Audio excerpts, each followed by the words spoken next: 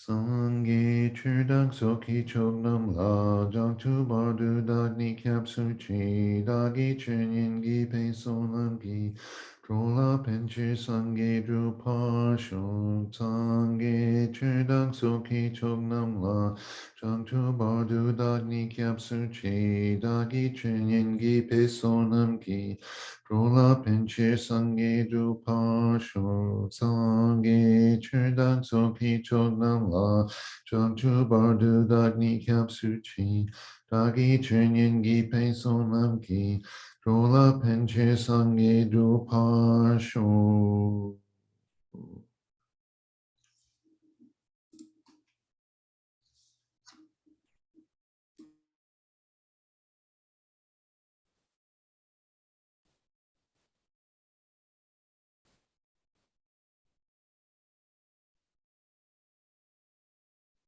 Okay, let's just do a couple of minutes meditation on the breath.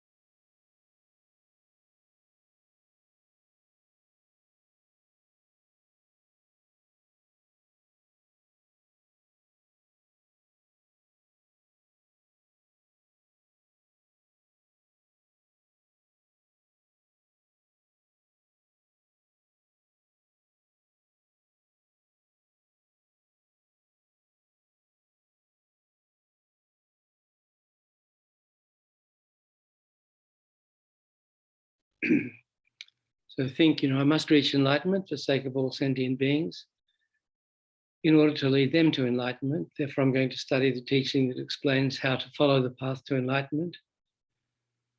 Atisha's lamp for the path to enlightenment.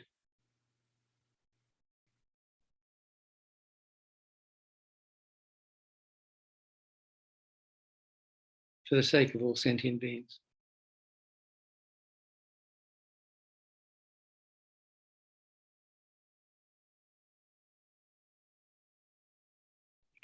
So like that, generate bodhicitta motivation for this morning's session.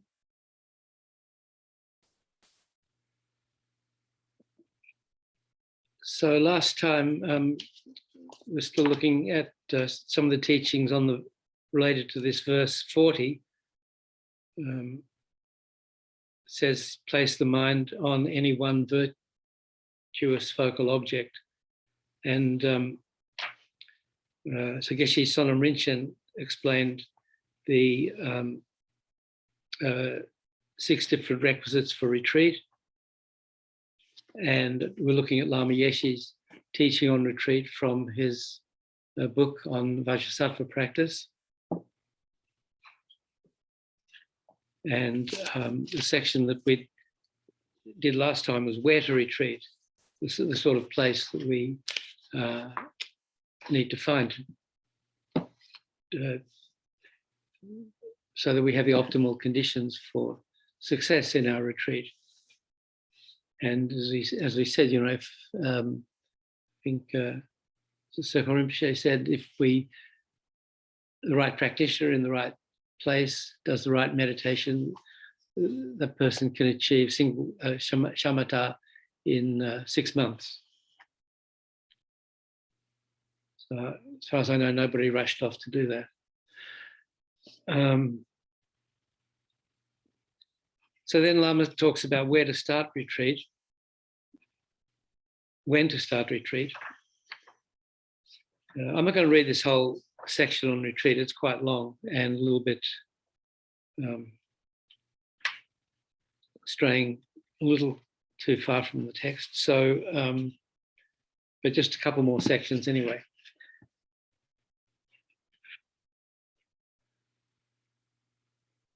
Because remember, Atisha said that, if we really want to be able to benefit sentient beings properly, we need clairvoyance. To develop clairvoyance, we need to develop calm abiding, shamatha. And to do that, we need to go into retreat. We're not going to do it, doing a couple of sessions in the morning and evening at home while going to work and doing everything else in the meantime. So when to start? Generally, the type and purpose of a retreat determine its starting time. Since Heruka Vajrasattva is a mother Tantra, a retreat on this deity should start on the 10th or the 25th of Tibetan month. So we do, those are called Dakini days, when the activity of the Dakinis is strongest, the 10th and the 25th of the Tibetan month. And that's connected with Mother Tantra, like Chakra Samvara and Vajrayogini. So that's why we do Tsog on those particular days, and it's connected with Mother Tantra. So Mother Tantra is sometimes called, left-handed or left side Tantra. So the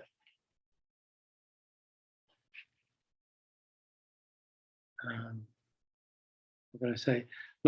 Most conscientious practitioners try to start all their activities with the left hand, or when they go walk, they start walking with the left foot. Or some people said they observed Lama Yeshe doing a lot of left-sided activity. I never particularly noticed that, but on the other hand, I wasn't looking for it either. So because Lama's principal deity was from the Mother Tantra class, it was Chakra Samvara, Heruka Chakra Samvara. And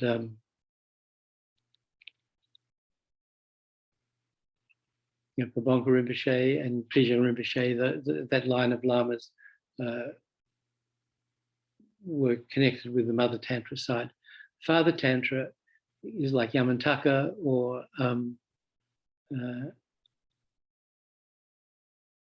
Samaja. And then some Tantras are a mixture of both. I'm not sure what color chakra is, forgotten.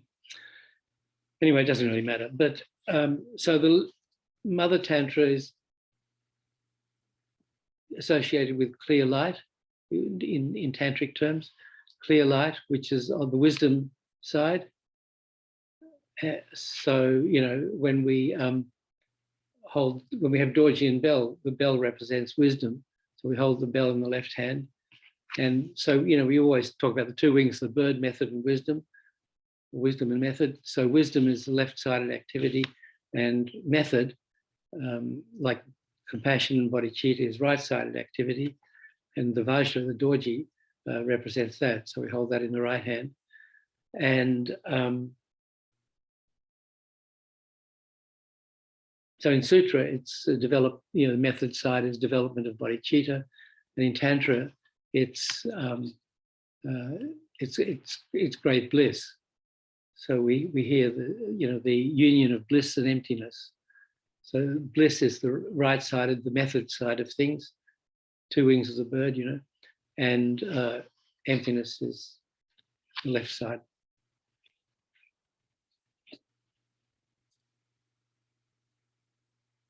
So that's what Lama's talking about here.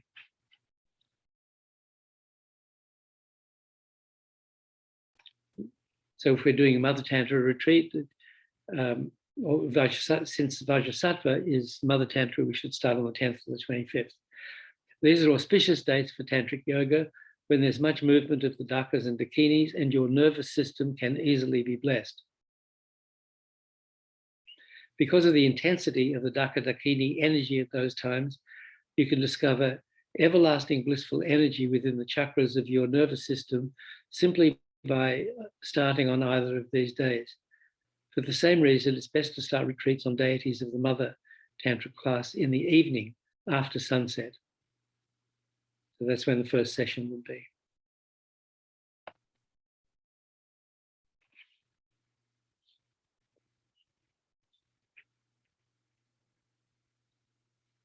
So if you're doing Yamataka retreat or a Father Tantra retreat, I'm not sure what days would be best to start on.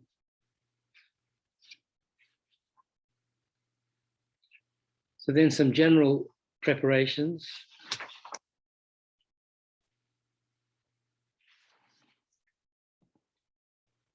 If you're doing retreat alone, you may need someone to help with the shopping and cooking.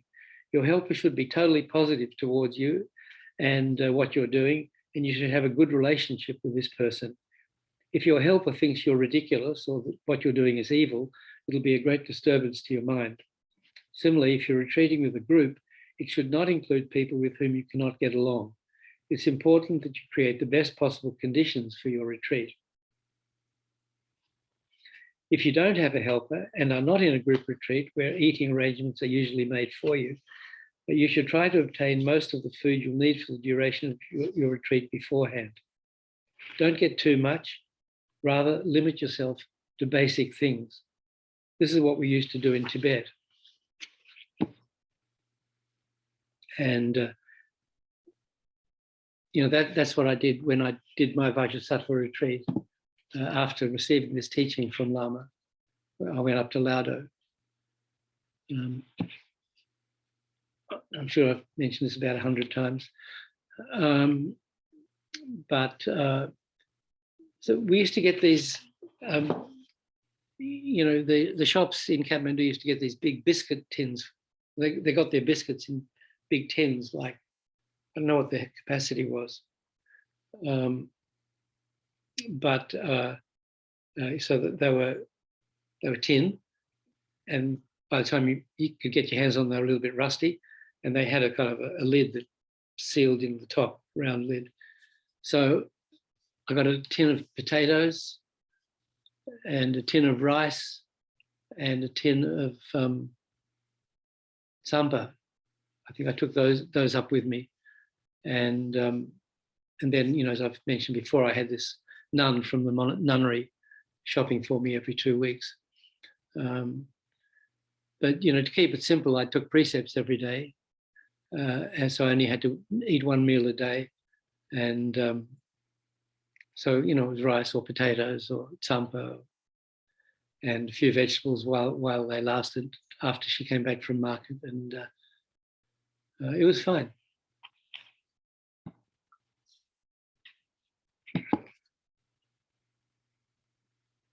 Before starting retreat, you should cut your connections with the outside world and abandon whatever expectations you have of it. Although you're retreating in order to cut off your ignorance, this internal separation is a gradual process that begins with detaching yourself from the outside world. You must finish all your letter writing and other business before you begin. Otherwise, your retreat will constantly be disturbed by distracting thoughts of I have to do this, I have to do that, I should have done that. Even if a beautiful present arrives, you should not accept it until the retreat has finished. Make sure that while your body is in the retreat room, your mind doesn't wander back home. You should do your retreat as strictly as possible, continuously keeping your mind in the sphere of the transcendental process. Sitting in a cave while your mind keeps wandering back home is not being in retreat. Your body, speech, and mind should be focused on the same thing. Most of the time, your mind is split and agitated, and you cannot do mundane things without coming down from a state of higher awareness. In retreat, you must learn how to unify the two, the mundane and the transcendent. Before your retreat starts, you must decide who you will allow yourself to meet and how far from the place of retreat you will go. Thus, you might decide, during this retreat, I shall talk to my parents, but no one else. Or, during this retreat, I shall go as far as the spring to wash, but no further. Such decisions are helpful for your mind. In Tibetan, we call it samwa gyu, which translates roughly as putting retreat, which means you'll meet certain people if necessary, but no others. Even if your best friend turns up unexpectedly, you should not meet him or her. The more outside people you meet, the more samsaric information you collect, and you gain mental pollution instead of wisdom. It's best not to talk to even other people in your retreat until lunchtime. And then the conversation should only be about Dharma, not all your past experiences, future plans, or other gossip. So usually at the Kopan course,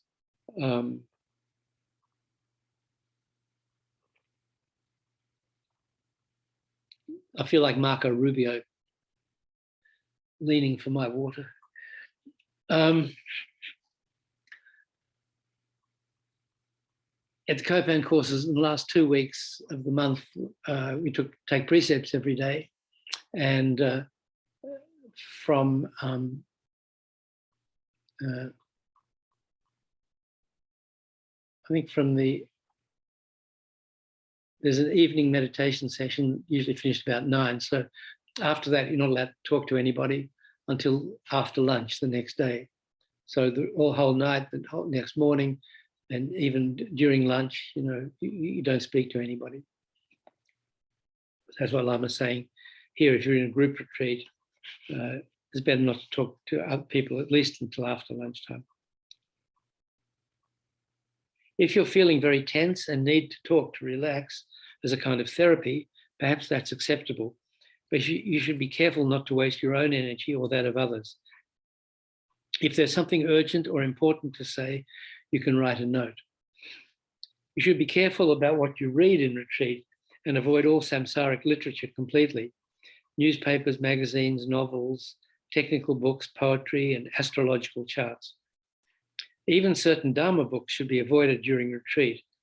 Those that deal with philosophical doctrine are too dry and may only add to your confusion and superstitions instead of enhancing the psychological process that retreat is supposed to be. You can read books on the graduated path or commentaries on the yoga method. However, even these should not be read too much. Read only books that help you. Doing glance meditation on the graduated path during the breaks is especially useful because it directs your energy into the right channel. Sometimes in retreat, your mind can veer towards extremes. The graduated path can bring you back to the center. One of the most important preparations is your determination to succeed.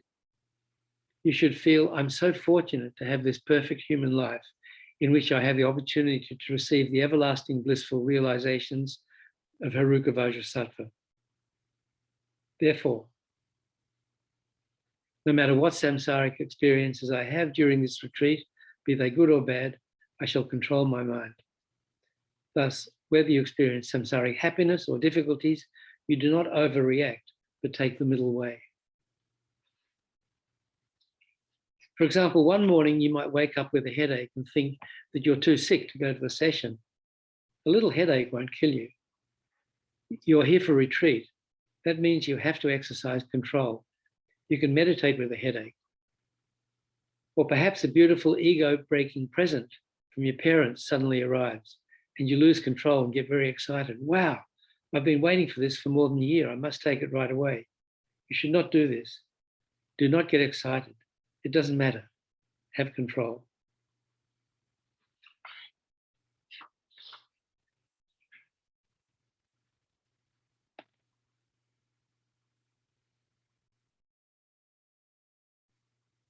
Lama had this term, ego breaking, for something that was like good and exciting.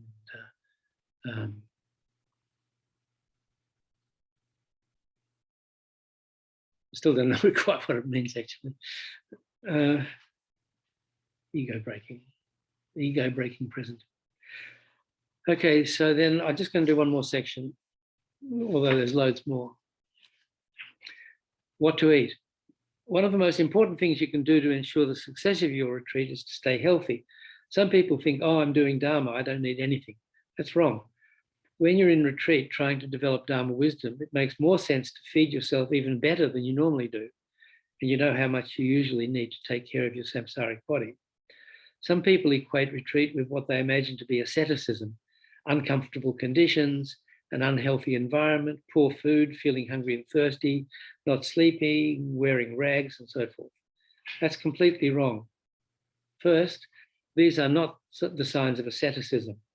Second, Tantric yoga has the methods of transforming all pleasures and comforts into the rapid path to enlightenment. Therefore, as long as you can use it wisely, you can have whatever you like. You should stay in a clean, healthy place, have a beautiful, blissful room, a comfortable seat, a good place to sleep, and plenty of good food. Treat yourself with respect. After all, you are Haruka Vajrasattva. Offer yourself nice clothes and eat well. So in this kind of retreat, we're supposed to be visualizing ourselves as the deity, and anybody we happen to see or meet as a deity. And we're supposed to see the place as the mandala of the deity. And any sounds we hear, we should hear as the mantra of the deity. So it's a complete transformation. And the better we do it, the more quickly we can reach enlightenment. And that's why practice of Tantra is the quick path to enlightenment, because it has all this transformational activities, transforming body, speech, and mind. Taking the result as the path. This does not mean you should overeat. When you're doing a Kriya Tantra retreat, the food restrictions are quite inflexible. So Kriya Tantra is known. Kriya and Charya Tantra, the two lower tantras, are called outer tantras, where emphasis is given on external activities. So mudras and different, special. Anyway, I think Lama will mention, particular foods. It's quite strict. In highest yoga tantra, so the yoga tantra and highest yoga tantra are called the inner tantras, because the emphasis is more on the internal activity and the visualization and transformation and so on.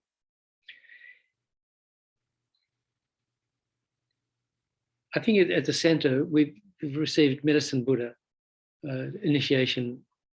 I don't know if Geshe Tenley's given it, has he? Geshe Tsuga, so those days, it's a Kriya Tantra initiation, so we had to avoid, like when we take 8 Mahayana precepts, we had to avoid certain foods and so on, until after the initiation anyway. In highest yoga tantra retreat, you have a bit more latitude, but should still avoid what we call black foods, meat, especially chicken, pork, and fish, eggs, garlic, onions, and radish. So, you've all taken precepts. I think you know that you have to avoid those on those days. Garlic is very heavy and disturbs your nervous system, either by making it feel too full or by causing too much movement within it. Geshe Tsulga hated garlic. If you'd eaten garlic, he knew even before you came in his room, So, and he didn't eat onions either, ever.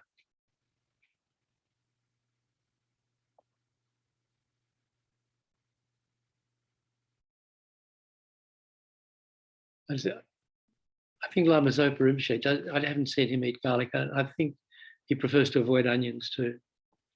It does something to the nervous system, psychic nervous system. If the onions are not too strong, they're probably okay. The problem with radish is that it causes gas and makes you break wind. Fruit and vegetables are good, as are so-called white foods like milk, yogurt, and cheese. Not for vegans, which are considered pure.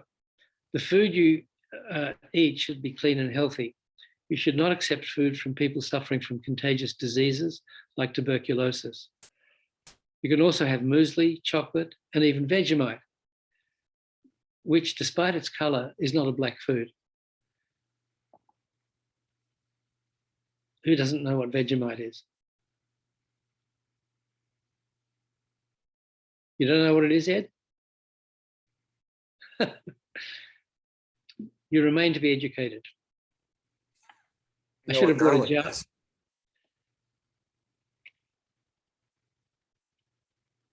that an Australian food?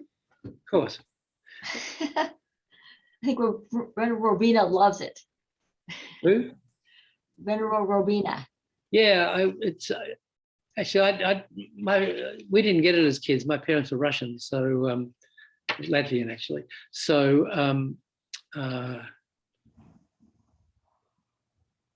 we didn't have that. I didn't.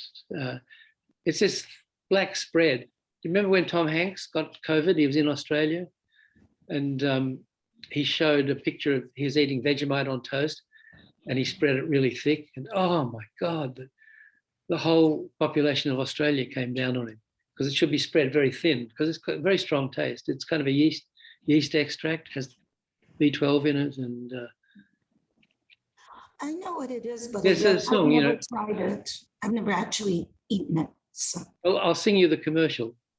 We're happy little Vegemite, as bright can be. We all enjoy our Vegemite for breakfast, lunch, and tea. Okay, that's it.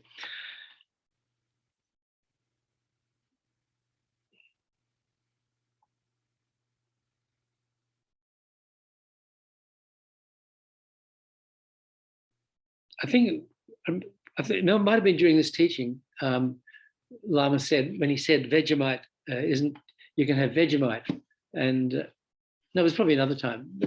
Lama was, but he mentioned it was okay to eat Vegemite when you're taking precepts. And Dr. Adrian put his hand up and said, "That's a black food." And Lama got very stern and said, "Don't joke." I don't know. Anyway, he's joking. Some people like to fast during retreat. However, in a long retreat, you should fast with moderation. So I think if you take precepts every day, which we tend to do in Light of the Path, these retreats that Rinpoche had been running in North Carolina, I think there have been, how many, Deborah? 6, 7?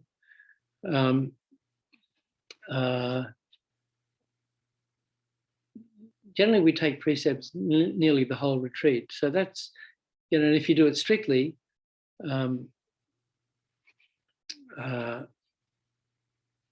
without having breakfast, then that's kind of a relative fast, really. If you do not eat properly, there's a danger that your nervous system and the energy winds of your body will become disturbed. A strong retreat itself has a tendency to do this, and a poor diet compounds the risk. Such disturbances manifest as nervous breakdowns, spacing out, or physical pain, especially in the heart chakra. Sometimes you'll get pain in the heart because your visualization of the nectar that rushes down from Vajrasattva's heart into your central channel is too concrete. You're concentrating strongly at your heart and think something physical is hitting it. This is a fundamental error, but it's much easier to develop such symptoms if you do not take care of your health.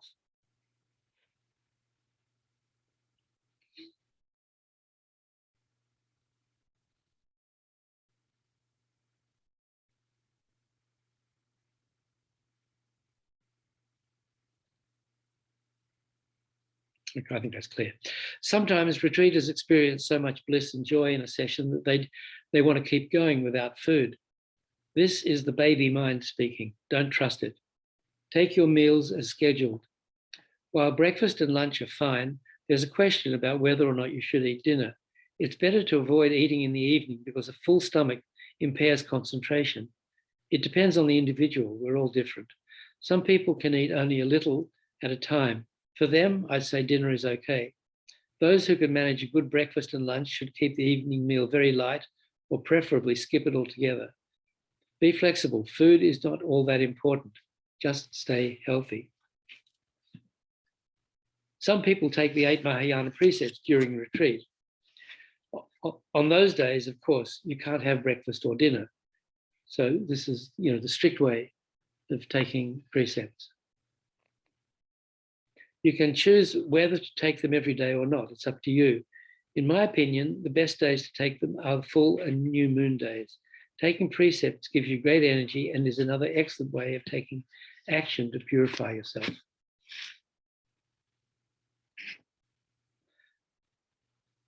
So then Lama talks about cleaning the retreat place, the meditation seat, the rosary. You should have a special rosary that you use only in retreats, and you don't allow other people to see it. So you don't have your regular daily rosary in retreat. You can have it during the break times and stuff, because you'd leave your retreat rosary on your table in the breaks.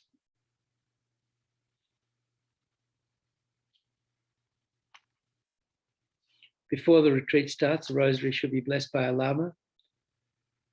And each morning before the first session, you bless it with the mantra Amrit Sirin Natwaya Tiahum, what we always do. Then how to arrange the altar, what to put on the altar.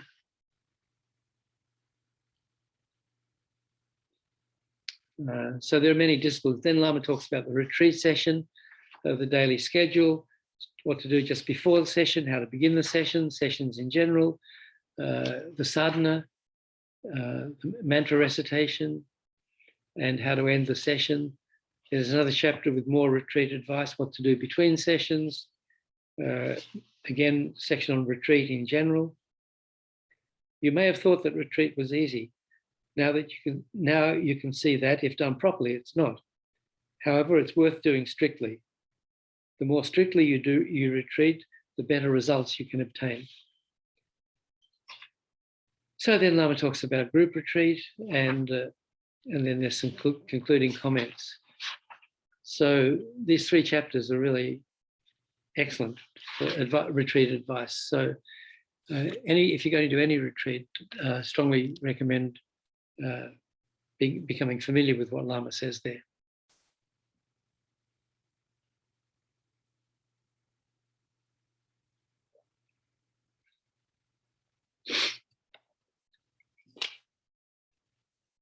Okay, back to Geshe Sonam Rinpoche's teaching on Lamp for the Path.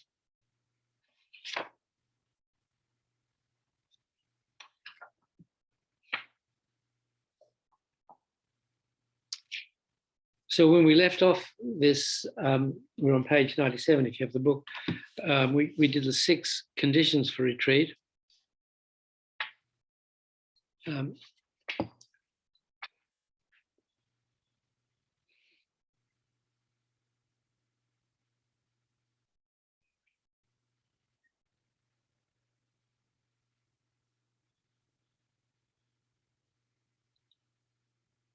So then Geshe-la gets back to talking about developing calm abiding.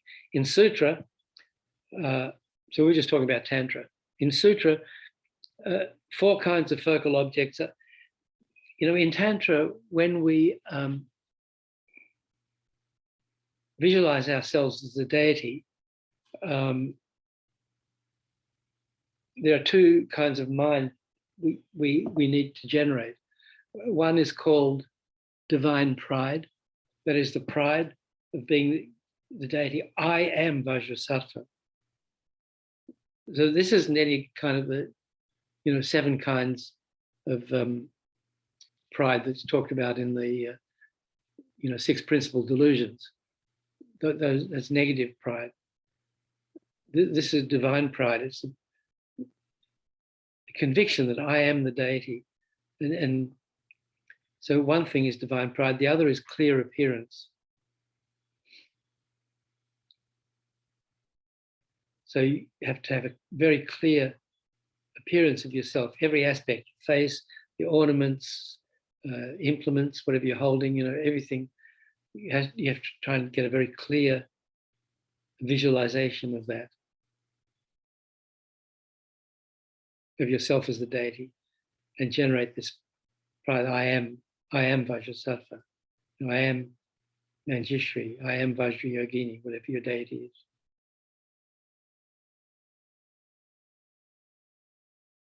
So it's said that if you practice developing shamatha, or a single point of concentration, on visualizing yourself as a deity, it's quicker than doing it the sutra way, where we visualize, the Buddha in front of us, or whatever technique we're using.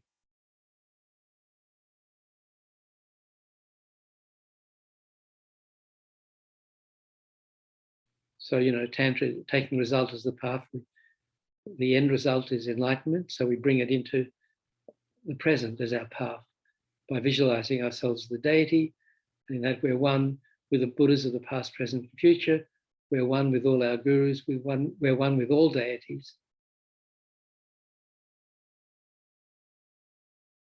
We're enlightened. So here, Geshe-la is saying, in Sutra, 4 kinds of focal objects are mentioned in conjunction with the practices of calm abiding and special insight. Some are more useful as preparation for the development of calm abiding, others during its actual development, while yet others, some are useful as preparation for the development of calm abiding, others during its actual development, while yet others are objects observed when calm abiding has been accomplished. The first category, pervasive objects, covers every kind of object that may be taken for meditation. The pervasive objects are divided into images with conceptuality, namely objects which are analyzed, and images without conceptuality, those which are not analyzed. The limits of phenomena, referring to the conventional and the ultimate natures of things, and thorough achievement of one's purpose, which refers to objects when calmly abiding mind has been accomplished. So that's a little complicated, that paragraph.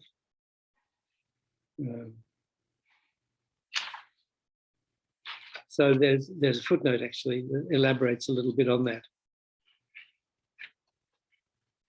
When we talk about analytical meditation, we usually think, oh, we're meditating on, the stages of the path, thinking about, perfect human rebirth, how fortunate I am not to have been born in the lower realms, and or thinking about impermanence, we're doing the 9-round death meditation. These kind of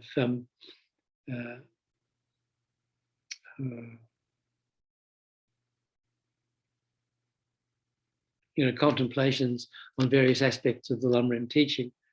There's also, but when we're trying to do visualization, we may see, like if we're trying to visualize the Buddha there in front of us, we may get a glimpse of the Buddha, but then he'll disappear. Maybe it'll just be black, or maybe we'll see some kind of vague light where the visualization was. So then we also, then we try to build up the image. You see the lions holding up the throne, the lotus, sun and moon, Guru Shakyamuni Buddha sitting there in the typical aspect. So that's another form of analytical meditation where we analyze the image, we build it up. Or maybe we can see the image, but the face is indistinct. So then we analyze what we know should be on the face, the way the eyes look, the lips, the hair and everything. So that's another kind of analytical meditation. Okay, here, so Geshe-la explains that pervasive focal objects include non-analytical images and analytical images. These two are posited from the point of view of the subjective awareness observing the focal object. The first, pervasive focal object, refers to the way awareness observes its object during calm abiding practice, and the second to how awareness engages with its object during special insight.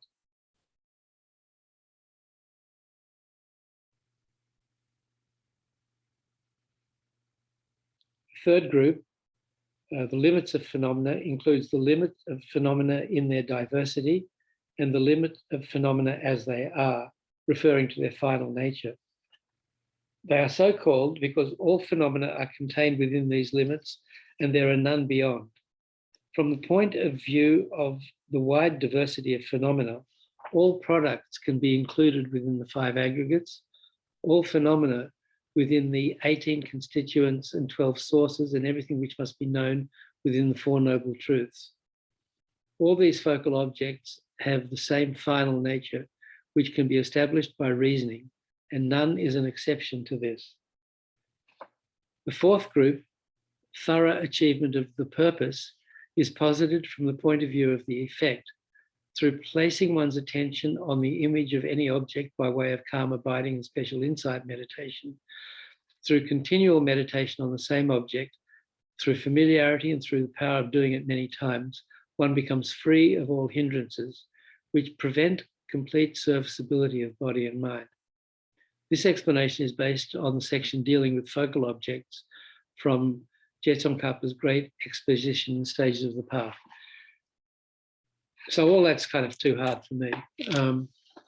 And you have to read it a few times and think about it, because some of this terminology I'm not familiar with either.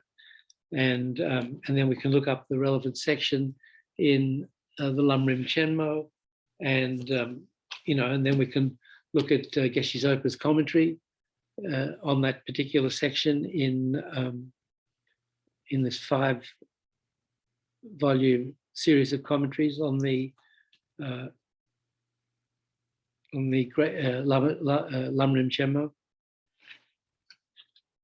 So I think all that paragraph.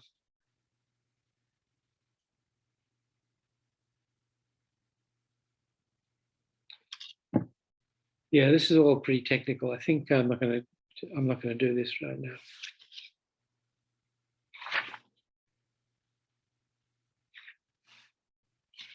So Geshe-la then goes on to talk about the different hindrances, the 5 hindrances of encounter to the attainment of calm abiding.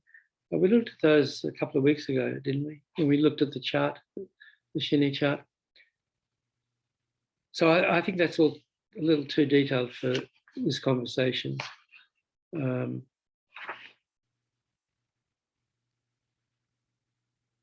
going to go on to the next verse.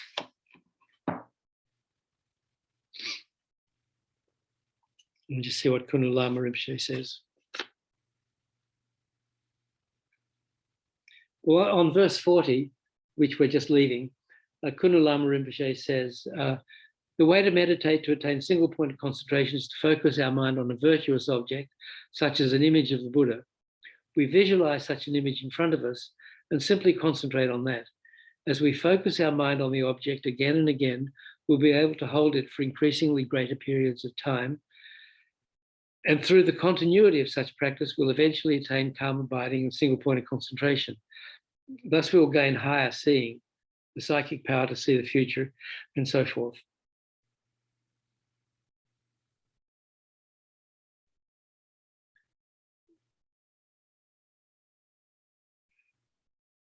Then he says, and this is referring to the next couple of verses, that is not the point. Next, we have to practice penetrative insight. Without it, our samadhi, single point concentration, cannot remove our delusions. In order to eradicate our two levels of obscuration, the obscurations of delusion, the obscuration to knowledge or omniscience, we must achieve the wisdom realizing the non-self existence of the I. Doing so also depends upon achieving methods such as compassion and so forth. It's a mistake to practice only wisdom and not method. This can lead us to fall into individual liberation or lower nirvana. Similarly, practicing only method and not wisdom is also a mistake and causes us to remain in samsara. So we know we have to meditate on emptiness and develop bodhicitta. Those are the two things we have to practice and develop simultaneously.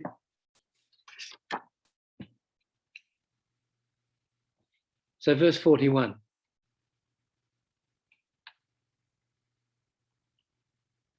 There are 68 verses here in this text. And so I'm allowed to go for another 4 Sundays. And unofficially, I think Geshe-la is going to start his Sunday teachings again in April. I don't know. I haven't seen it on the calendar or anything. Deborah, do you know anything?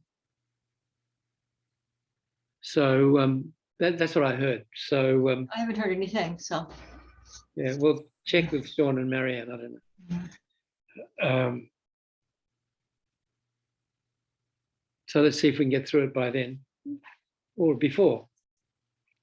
41.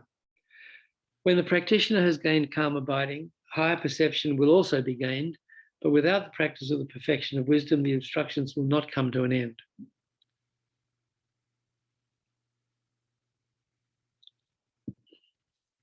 The great benefits of attaining a calmly abiding mind are that we can now develop different forms of higher perception with which to help others and can effectively do insight meditation on reality, which cuts through the roots of cyclic existence and brings about liberation from suffering. Here we should stop to review what Atisha has explained about the training in meditative stabilization. He stresses that in order to attain enlightenment, we must complete the great stores of positive energy and insight, best done by working for others. The merit we create through this supports the swift development of insight. Yet we can only work for others good, efficiently and powerfully if we have different forms of higher perception, which cannot be developed without a calmly abiding mind. To achieve this level of concentration, we must first create the right conditions and then practice taking a single focal object.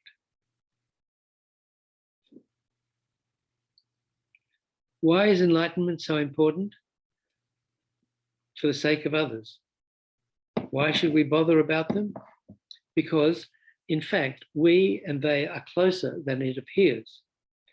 This leads us to investigate the nature of our connection with them and the kind of feelings like love and compassion which express concern for them. Such an overview, known as scanning meditation, we call glance meditation. Sometimes Lama Zopa Rinpoche calls it direct meditation.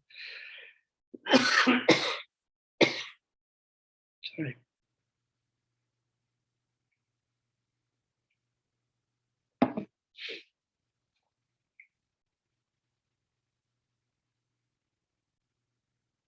Such an overview, known as scanning meditation, can help us gain unshakable conviction in what the Buddha has taught. Firm conviction comes from knowledge and personal experience.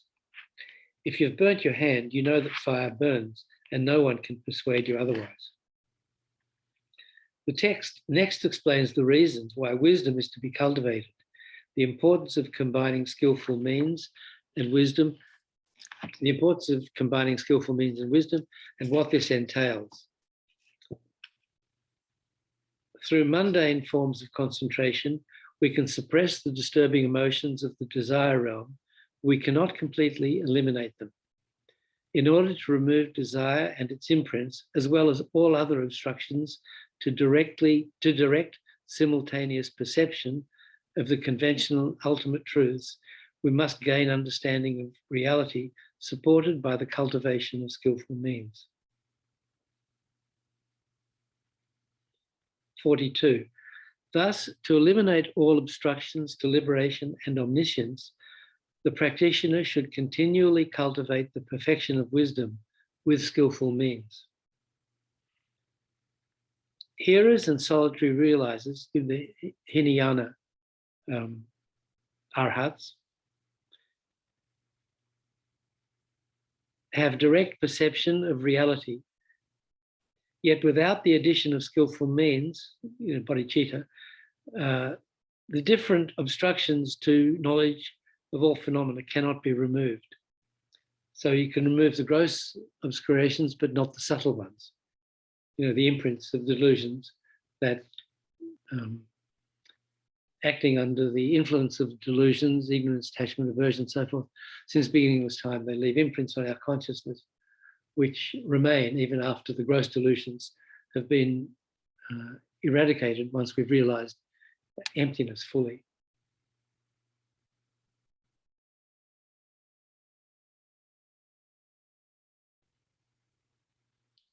(43) Wisdom without skillful means, and skillful means too without wisdom, are referred to as bondage. Therefore, do not give up either. Wisdom without skillful means restricts our full development and may lead us to remain trapped in a state of solitary peace, in liberation, in nirvana. On the other hand, whether we cultivate a particular form or a whole range of skillful means, if wisdom is not also present, we cannot reach enlightenment. Strong love and compassion alone cannot take us beyond the Mahayana path of accumulation. Therefore, the intelligent make a concerted effort to combine the two. This answers Changchub fifth question. So he was the one who invited Atisha to Tibet. His fifth question, as to whether the two great stores of merit and insight necessary for enlightenment can be completed without developing both skillful means and wisdom. They can't.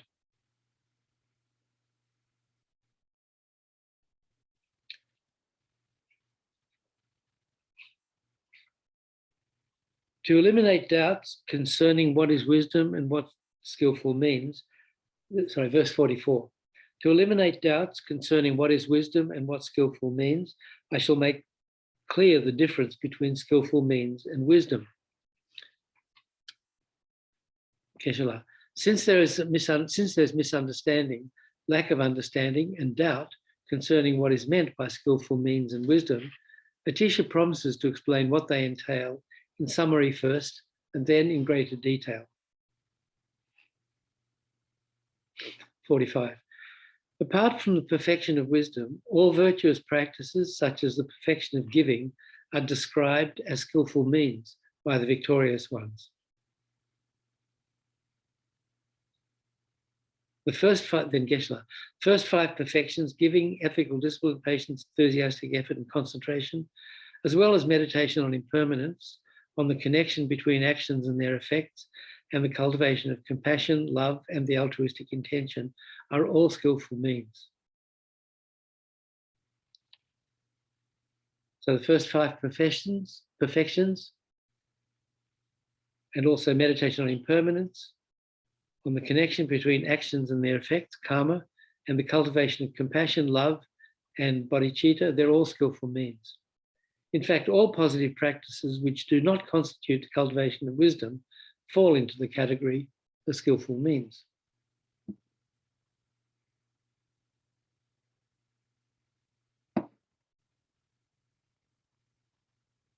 (46) Whoever, under the influence of familiarity with skillful means, cultivates wisdom, will quickly attain enlightenment, not just by meditating on selflessness.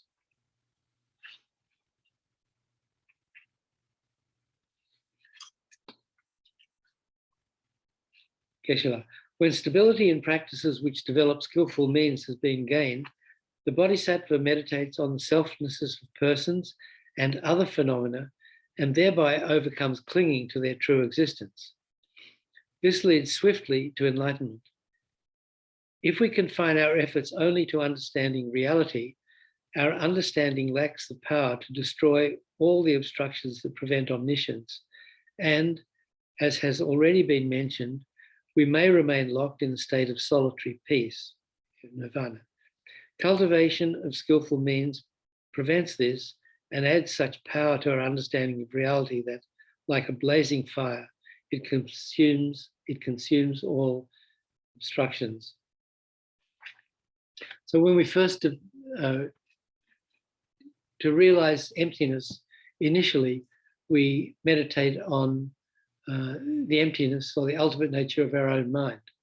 You know, the non-self-existence of the real self we've habitually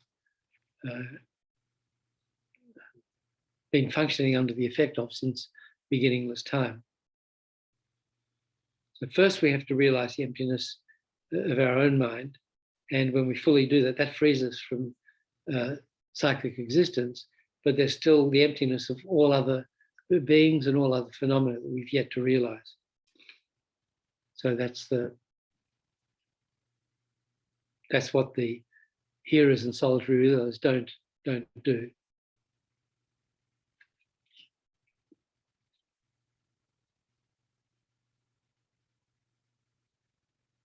Verse 47. Understanding emptiness of inherent existence through realizing that the aggregates, constituents, and sources are not produced is described as wisdom.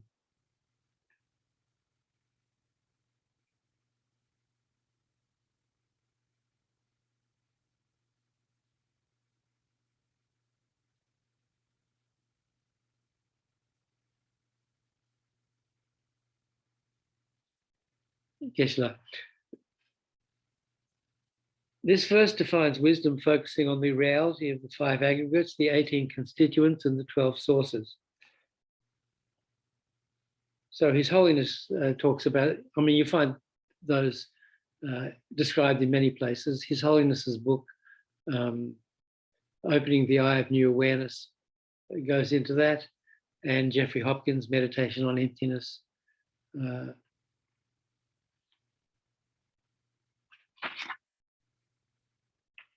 Anyway, Geshe-la describes them briefly in a moment. All external and internal phenomena can be included within these 35 categories. The 5 aggregates of form, feeling, discrimination, compositional factors, and consciousness include everything which is produced through causes and conditions. Form is compared to a container, while the other aggregates are like the contents. So form, feeling, discrimination, compositional factors, and consciousness. So those are the 5 aggregates we mention every time we recite the Heart Sutra. They include everything that's produced through causes and conditions, so all impermanent phenomena. Form is compared to a container, while the other aggregates, the 4 mental aggregates, are like the contents. Form does not just refer to visible forms consisting of shape and color, but also to other physical entities such as sounds, smells, tastes, tactile sensations, as well as to the sense organs. Included within this category are non-revelatory forms such as vows.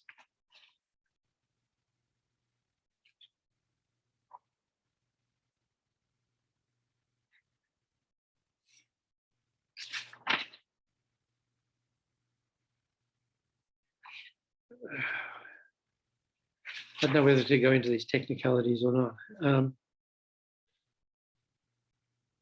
Okay, let's have a look at this one, this footnote. There are 2 kinds of action: intentions, which are mental actions, and intentional actions, which are physical and verbal activities motivated by intention. Such physical and verbal activities may be revelatory forms or non-revelatory forms. A positive, negative, or neutral physical expression which reveals the underlying intention to perform that action is a revelatory physical form. The positive, negative, or neutral physical expression which reveals the underlying intention to perform that action is a revelatory physical form.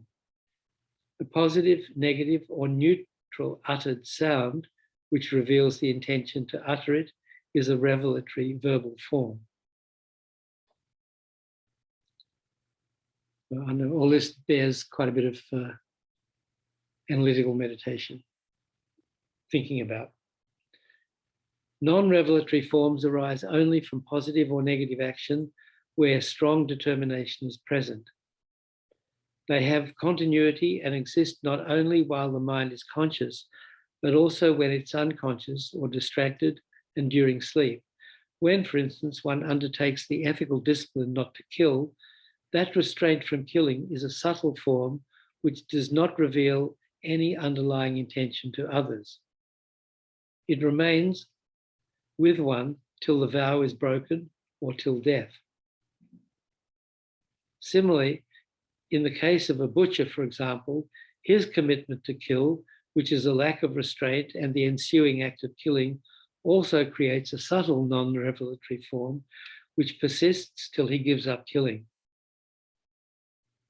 When we cause someone else to perform a positive or negative physical or verbal activity on our behalf, we accumulate the karma and acquire a non-revelatory form.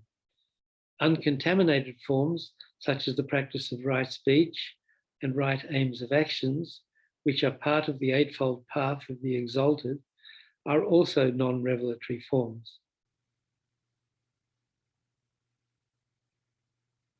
According to the Vaibhashika and Prasangika systems, non-revelatory forms belong to the aggregate of forms, but are objects of mental consciousness. For this reason, they are not included in the form source, but in the phenomena source. Okay, I think you need to be a Geshe to understand all that. But now, now we know these topics exist. So that's the start. So that's the wisdom of hearing.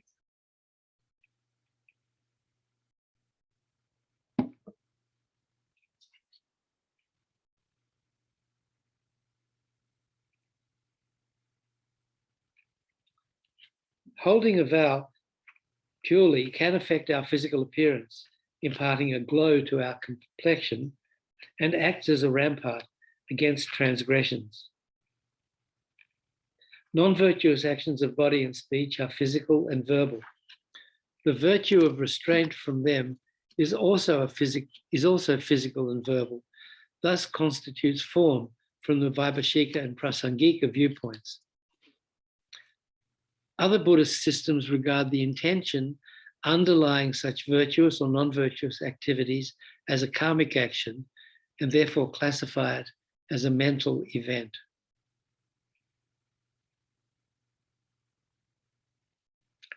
The 18 elements refer to our 6 kinds of consciousness, namely the 5 sense consciousnesses and mental consciousness.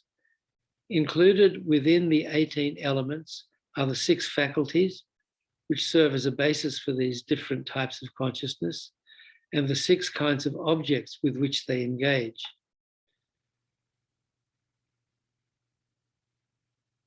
So, the mental consciousnesses, the sense consciousness, and the object.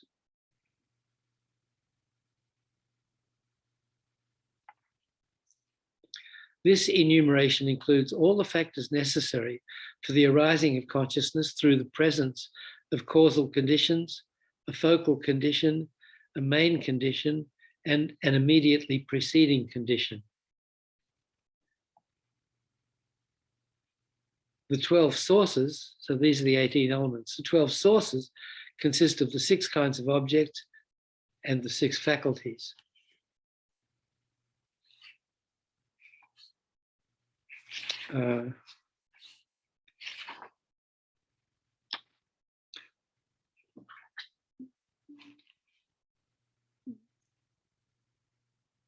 So these factors necessary for the rising of consciousness, the footnote says, the 4 conditions that give rise to a moment of consciousness are the focal condition, the main condition, the immediately preceding condition, and the causal conditions, which include the above-mentioned 3 conditions, as well as other contributing factors.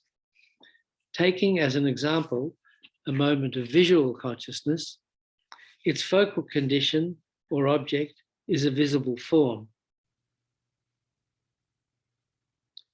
The main condition is the eye sense faculty, and the immediately preceding condition is the moment of consciousness that occurs immediately before the arising of the visual consciousness.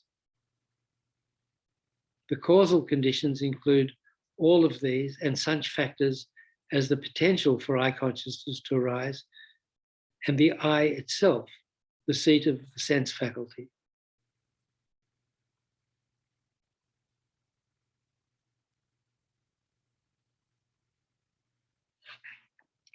So those are the 4 conditions that give rise to a moment of consciousness.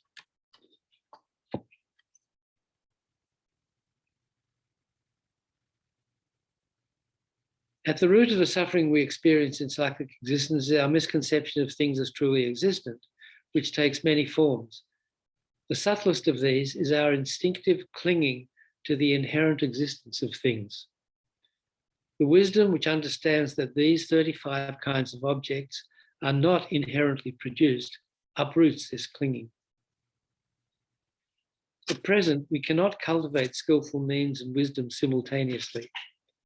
As we cultivate them alternately in accordance with the Sutra tradition, each supports the other until they eventually become so strong that we can employ them at the same time, just as a bird uses both wings for flight.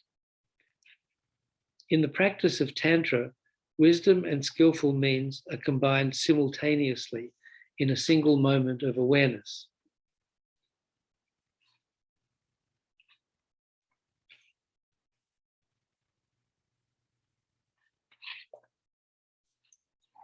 So the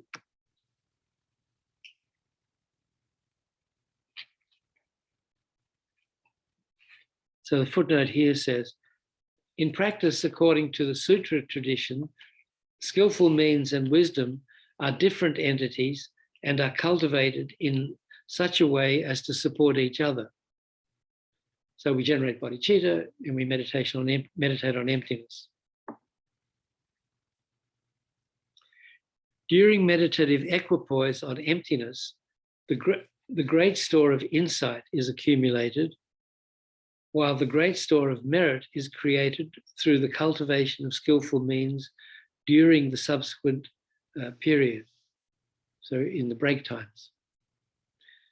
In Tantra, skillful means and wisdom are combined as one entity in a single moment of awareness, thereby making it possible to create insight and merit simultaneously.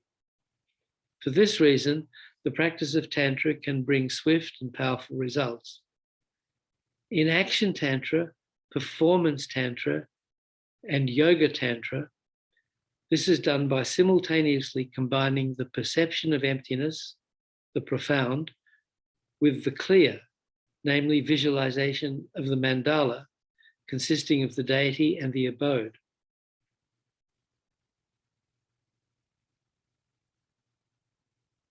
In highest Yoga Tantra, merit and insight are created simultaneously by the exalted wisdom of bliss and emptiness. Arousing such a blissful state of awareness constitutes skillful means and creates merit which, following the practice of sutra, would otherwise take eons to accumulate. Emptiness is cognized by this extremely subtle, blissful awareness, thereby at the same time creating the store, the accumulation of insight.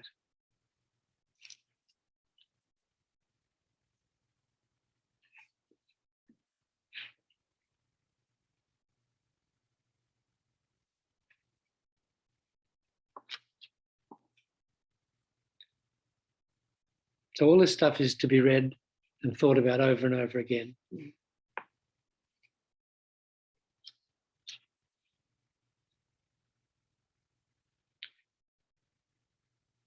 This is why tantric practice is the fast path to enlightenment. Now Atisha presents the prerequisites for practicing special insight, the actual practice and the results.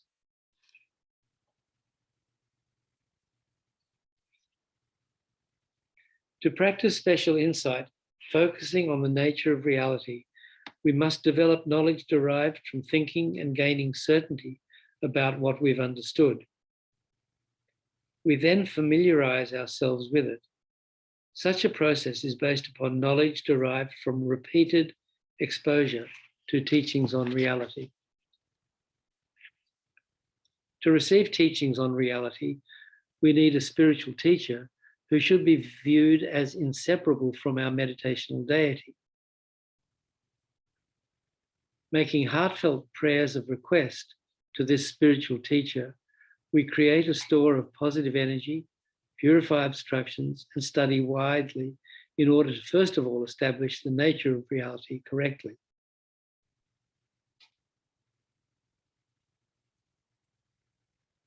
Our relationship with a spiritual teacher who can pass on to us the living tradition of instructions on how to develop the correct understanding of reality is vital.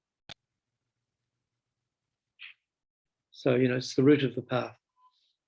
These personal instructions help our conviction to grow and inspire us to persevere in our exploration of what is written in the great texts.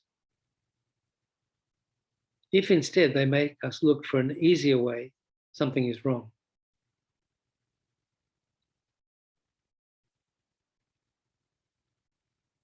There is a tradition of reciting prayers of request to the spiritual teachers of the lineage at the beginning of each study session, starting with the Buddha Shakyamuni and ending with our own personal teachers.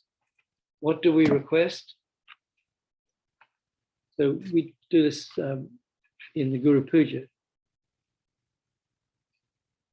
As we chant each verse, we take to mind the inspiring qualities of the great masters mentioned in it and ask them to bless us to develop compassion, wisdom, and power similar to their own.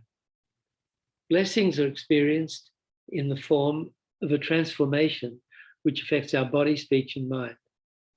Our mind becomes more serviceable and flexible, our way of speaking and acting more constructive. We become more open to the message of how to bring about inner transformation that has been handed down through this long line of spiritual teachers.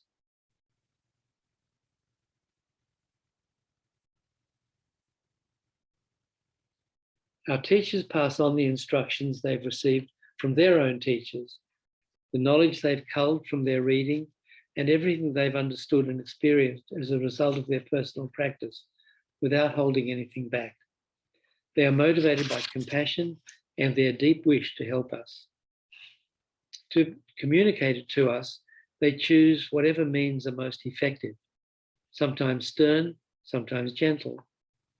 This process must take place in an atmosphere of mutual trust, something very rare in relationships today. In the past, the relationship between students and teachers was even closer and more trusting than between siblings. And in Tibet, brothers and sisters generally enjoyed a close and loving bond. Today, this is a dying tradition, yet a good relationship between student and teacher is vital, even for the communication of secular knowledge, let alone where spiritual wisdom is concerned.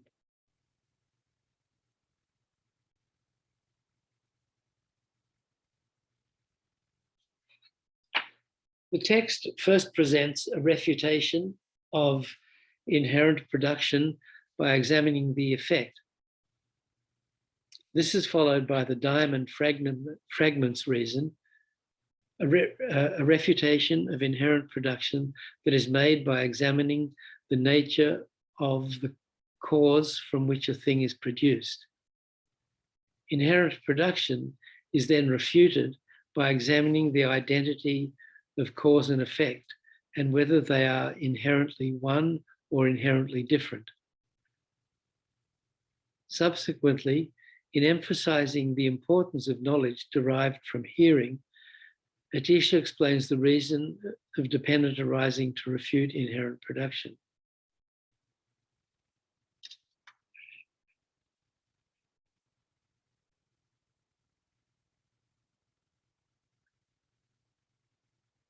Jeffrey Hopkins calls this form of, I don't have the book beside me, the diamond slivers in Meditation on Emptiness. If we hope to understand emptiness of true existence, we must first discover what is negated. Only then can we establish its absence. Without understanding the object of refutation, the reasons we adduce to prove the absence of true existence lack a target. If you want to beat up a thief, you first have to identify the right person. Otherwise, you'll get into serious trouble.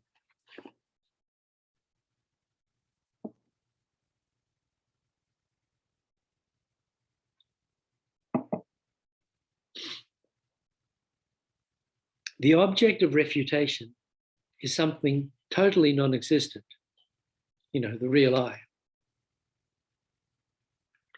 If it really existed, no argument or reasoning could ever disprove its existence. However, to our mind grasping at true existence, it seems to exist.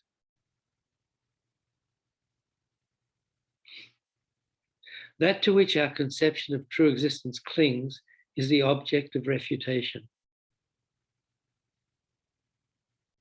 We are normally preoccupied with others and their responses, but the Kadampa masters advise us to look inwards. It doesn't matter how others perceive things. Here, what matters is how they appear to us and our responses.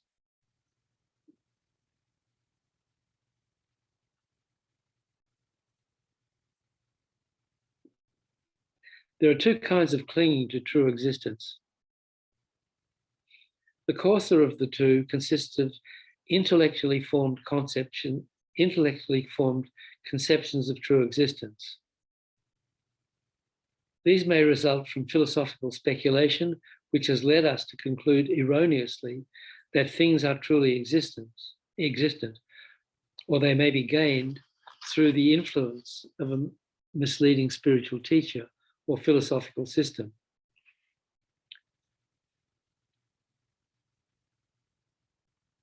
We're proud of our intellectual curiosity, but how many of us seriously think about these things?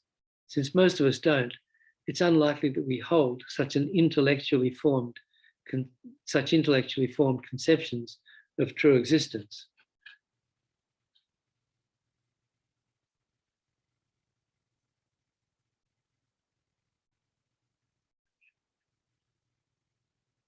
So that's the intellectually formed conception of true existence that we, if you believe in a soul, if you're taught that there's a soul, that's one example.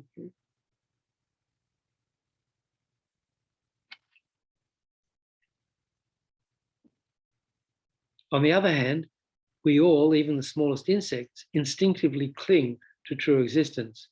This response is automatic and forms the root of our continued suffering and cycle of existence. Our task is to recognize this innate ignorance within ourselves, examine how external and internal phenomena appear to it, and how it responds. We assume that things exist as they appear, but do they?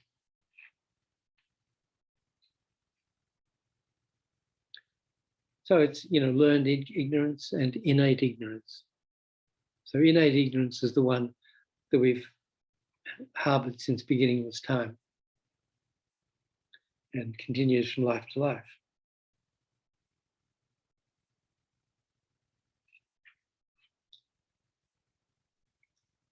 We assume that things exist as they appear, but do they? Remember, as I mentioned before, I think the first thing His Holiness thinks when he wakes up in the morning, he says, is things do not exist as they appear. So, now there are two things that we should think when we first wake up in the morning, or maybe three. One is how lucky I am that I didn't die during the night. You know, so many people died last night, but luckily I've survived. Then the next is things do not exist as they appear. And the third would be the purpose of my life is to lead all sentient beings from suffering to enlightenment. So I dedicate my life to that, especially this day.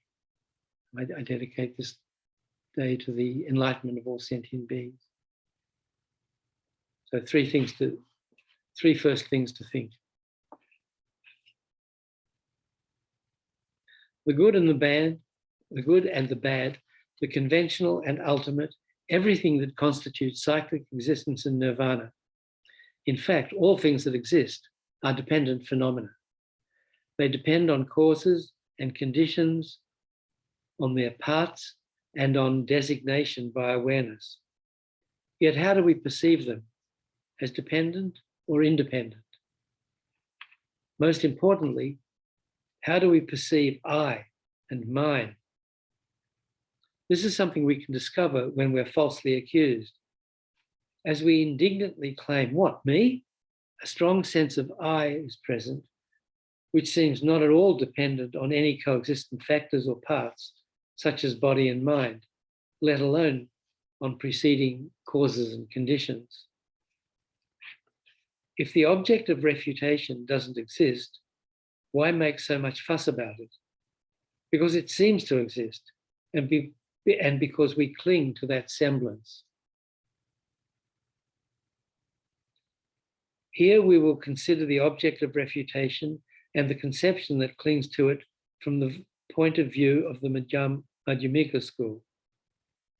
There are two systems of tenets within this school, Svatantrika and Prasangika. There are differences in subtlety between these two schools regarding the way in which the object of refutation and the conception of true existence are posited. Both say there is no true existence, but what they mean by true existence differs.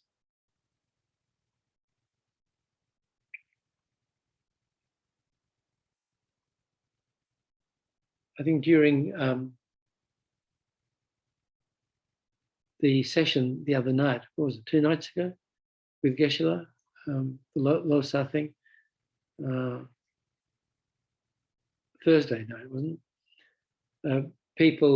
Some people ask Geshe-la when he starts teaching again to teach tenets. You know, Geshe-la mentioned the importance of understanding the different tenets. He's taught it before, and Geshe Tsulgin also taught even twice on it, I think, over the years as part of the FPMT, as part of the basic program on the Wednesday nights. So I don't know if he will, I don't know what Geshe-la is going to do. Both say that Svatantrika and Prasangika both say there's no true existence, but what they mean by true existence differs. In considering the object of refutation as defined by the Svatantrika Madhyamika school, the following analogy is helpful. Imagine that a magician has used pebbles and twigs to create an illusion of horses and elephants. I know in the teachings, there's all these examples of the magicians doing this and that. And I've never seen a magician do anything like that. So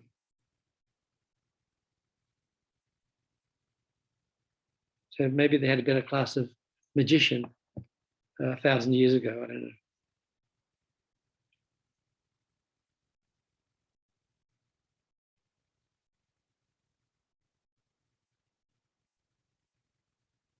My mother took me to see a magician once. So he was like a hypnotist, really. And then he had people come up on stage and he hypnotized them and had them do all kinds of weird stuff. But I didn't see any elephants or horses. These days, here we go. These days, great magicians are rare. But since we find the examples of magicians and his creations used again and again in sutra and in the great texts, it was clearly a meaningful analogy. I have clairvoyance. Perhaps such magicians were once quite commonplace. As a result of his spell, the magician sees the illusory horses and elephants he has created, but doesn't think of them as real. The spectators who have been affected by the spell see horses and elephants and take them to be real, since they're not aware of the magic. A latecomer who arrives after the spell has been cast and whose eyes are not affected by it, neither sees horses and elephants, nor thinks there are any real horses or elephants present. Even if we don't believe in this kind of magic, we certainly accept the existence of immediate causes of deception, which can make us see what isn't actually there. For example, those who are very drunk and may see double, or when we're traveling in a train and the scenery outside the window seems to be moving past.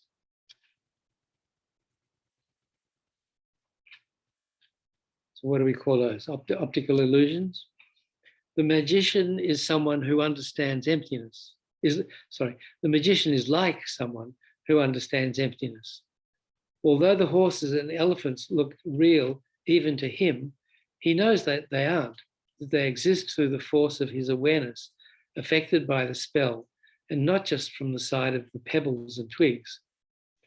Similarly, external and internal things appear to be truly existent, but in fact are mere appearances to the non-defective awareness positing them.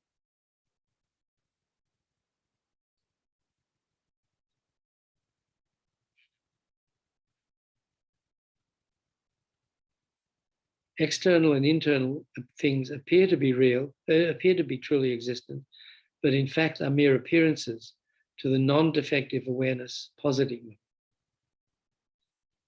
On the spot where the pebbles and sticks are, the spectators see what they take to be real horses and elephants. To them, these horses and elephants seem to exist entirely from their own side, and not at all through the force of appearing to their awareness.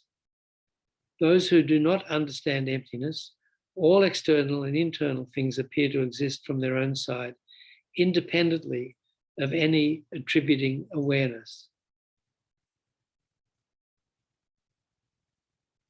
They assent to this appearance. This is the subtle conception of true existence as posited by Svatantrika Madhyamikas.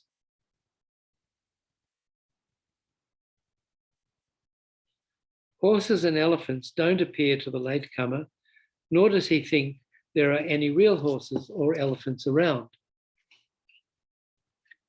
During direct perception in meditative equipoise on emptiness, there is no appearance of,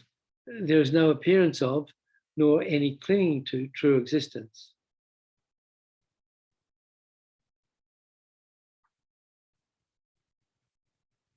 So when we're in meditative absorption on emptiness, nothing else exists. See, we don't see any other existence.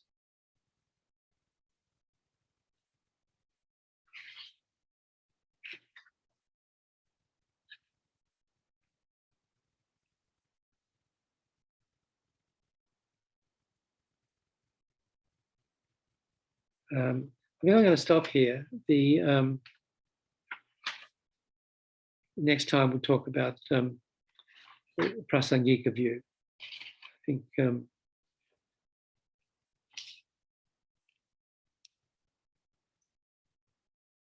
otherwise it takes a bit too long to go through it.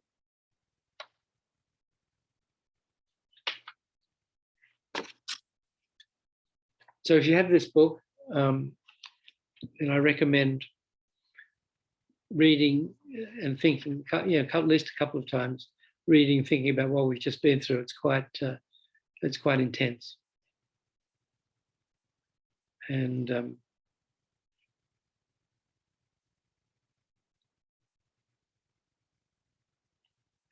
not the right person to give any further commentary on it.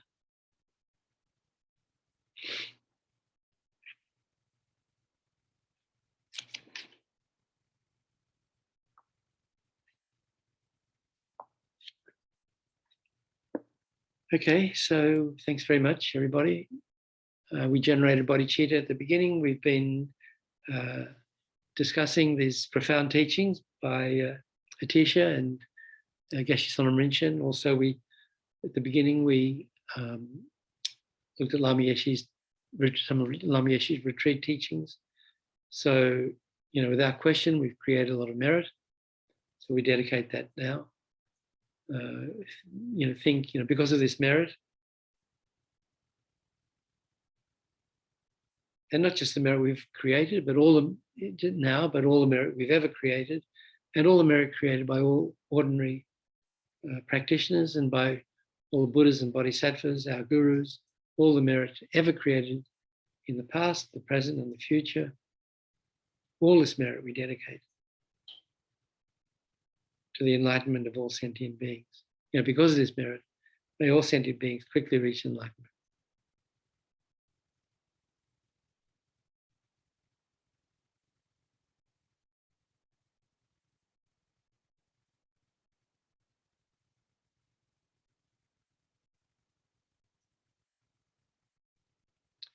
Okay, thanks again. And Mr. Dunn can take us out.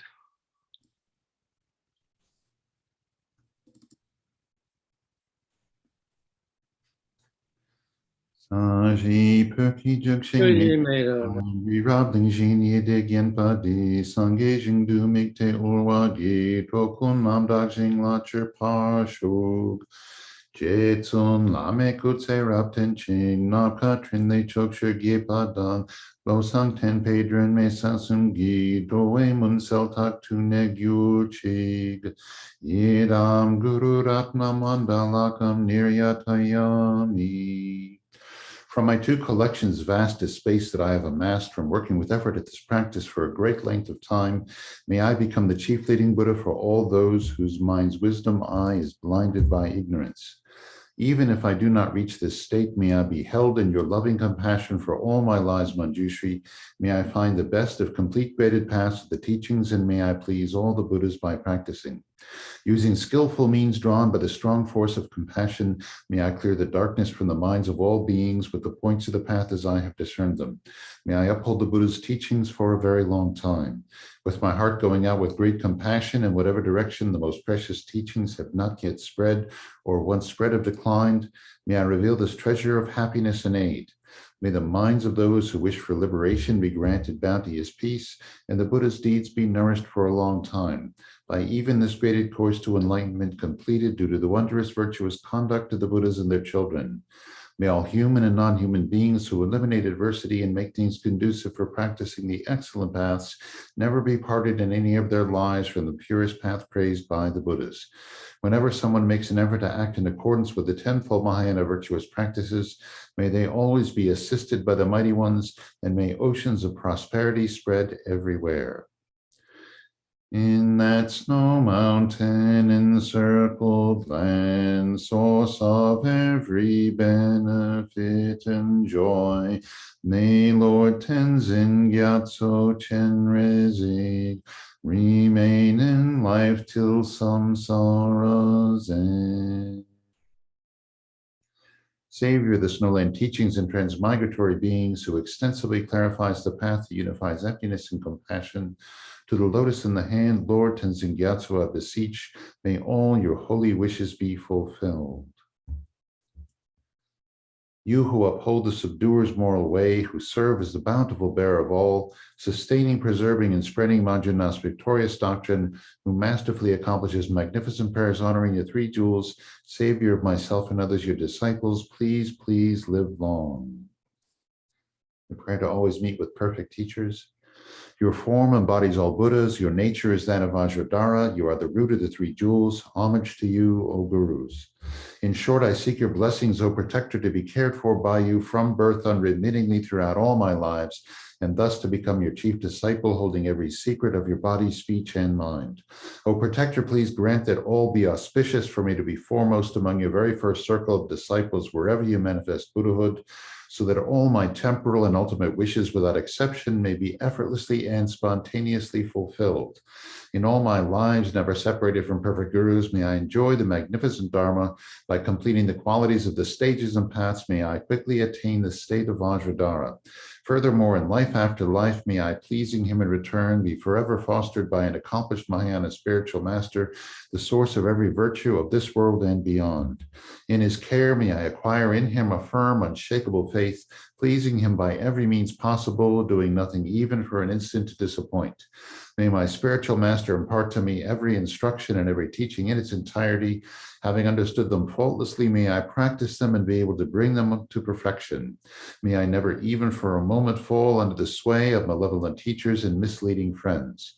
Having developed in every life belief in cause and effect, renunciation, the Bodhi mind, and the pure view, may I embark upon them continually with effortless experience. In every life, may every virtuous act gathered by way of body, speech, and mind be causes solely for the welfare of others and for the purest and highest enlightenment. Through this virtue may I swiftly, having gained Guru Buddha state, place each and every sentient being without exception in that state. Precious supreme Bodhi mind, may it where unborn arise, and where born never decline, but increase forevermore. Mig me tse wei ter chen chen rezik, dream ken pei wang po jam pel yang, gang chen ke pei tsu gen song ka pa, lo sang brak pei Jabla Solade. Thank you, Nick. Okay, thanks, Bob. Thanks, everybody. Thank you, Nick. Thank you, Next Bob. week. Thank you, Bob. Thank you, Nick. Thank you, Nick. Thank you. Be safe.